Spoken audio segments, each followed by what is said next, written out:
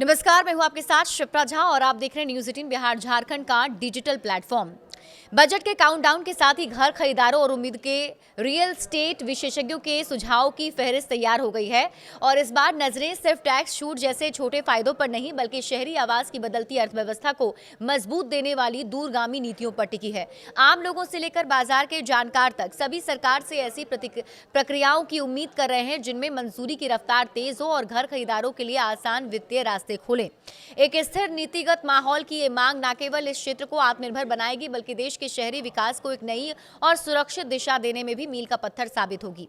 ALYF के founder और CEO Saurabh Vohra कहते हैं, बजट से रियल स्टेट सेक्टर और घर खरीदारों को बड़ी उम्मीदें हैं, जहां मुख्य फोकस होम लोन पर मिलने वाली टैक्स छूट और मध्यम वर्ग को राहत देने पर टिका है।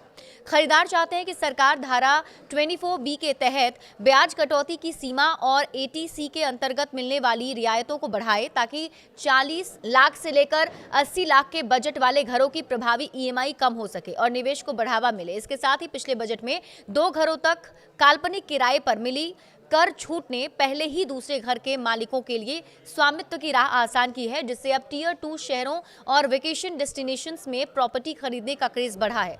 कुल मिलाकर बजट में टैक्स सीमाओं में बढ़ोतरी और किफायती आवास नीतियों में निरंतरता न केवल आम आदमी की जेब का बोझ कम करेगी बल्कि रियल स्टेट बाजार में मांग और आपूर्ति के चक्र को भी नई गति प्रदान करेगी।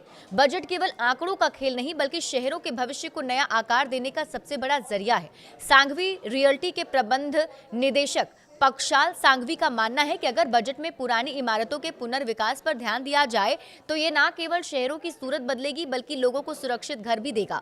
वहीं अलायंस सिटी डेवलपर्स की CEO अंकिता लोहारुका कहती हैं, डेवलपर्स के लिए अप्रूवल की प्रक्रिया में स्पष्टता और वित्तीय अनुशासन बहुत जरूरी है। वे कहती हैं कि पारदर्शिता और दूरदर्शी योजनाओं वाला बजट न केवल रियल स्टेट सेक्टर को मजबूती देगा बल्कि उन आम नागरिकों का भरोसा भी बढ़ाएगा जो अपने पुराने मकानों को एक बेहतर और आधुनिक घर में बदलने की उम्मीद रखते हैं। आगामी बजट को लेकर डेलकोर के मैनेजिंग डायरेक्टर सिद्धार्थ चौधरी कहते हैं, इस बार फोकस नीतिगत निरंतरता और प्रीमियम हाउसिंग मार्केट जैसे कि गुरुग्राम के गोल्फ कोर्स रोड पर होना चाहिए। अगर सरकार स्टैंप ड्यूटी को तर्कसंगत मानती है और होम लोन के ब्याज पर मिलने वाली टैक्स छूट को बढ़ाती है तो इससे न केवल घर खरीदने वालों का उत्साह बढ़ेगा बल्कि निवेशकों का भरोसा भी मजबूत होगा।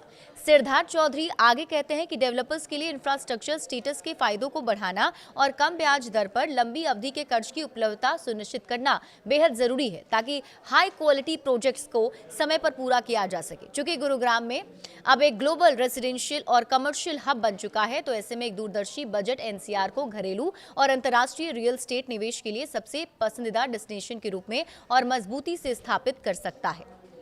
तो क्या कम होंगी घर की कीमतें?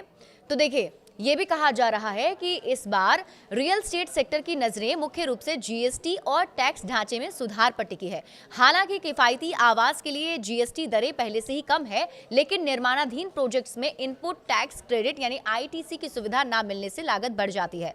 अगर सरकार GST संरचना में सुधार कर इनपुट टैक्स क्रेडिट की अनुमति देती है तो इससे न केवल पारदर्शिता आएगी बल्कि घरों की कीमतों में भी आपको कमी देखने को मिलेगी। डायरेक्ट टैक्स के मोर्चे पर टोनी विंसेंट का मानना है कि कैपिटल गेन टैक्स और प्रॉपर्टी रखने की समय सीमा पर पुनर्विचार करने की जरूरत। उनके अनुसार इंडेक्स के लाभ को फिर से लागू करना निवेशकों को महंगाई की मार से बचाएगा। साथ ही होम लोन के ब्याज और मूलधन भुगतान पर टैक्स छूट की सीमा बढ़ाने से सीधे तौर पर लोगों को फायदा पहुंचेगा। बड़े अपडेट्स के लिए आप जुड़े रहिए न्यूज़ 18 बिहार झारखंड के साथ।